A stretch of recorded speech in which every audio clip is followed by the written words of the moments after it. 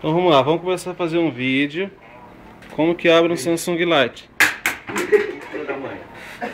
Olha lá. Vai. Vamos ver. Não abriu? Vai, vamos dar prosseguimento no vídeo. Aí. Ixi, não abre. Ah, esse procedimento não serve para celular CDMA, só GSM. É diferente.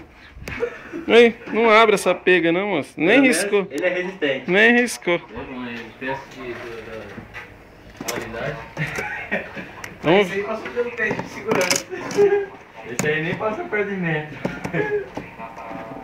Será que com CDMA, acho que ele com GSM funciona, né? Funcionou. Não é que abriu? Não é que abriu? Esse procedimento no GSM funciona aí, moço. Funcionou. Eita, pega. Funcionou melhor do que a gente esperava, né? Parei de desmontar, velho. Tô com F250. Vamos ver. Não. Vamos ver se Agora o faz resultado. a continuação do vídeo. Esse vídeo serve para todos os modelos. É, N95, isso. 600. Nós começamos o teste com o C139.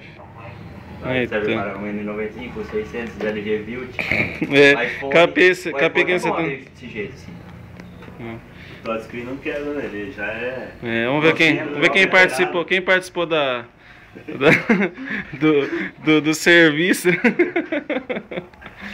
Ai, filho de uma égua. A cara do... A cara do Melian.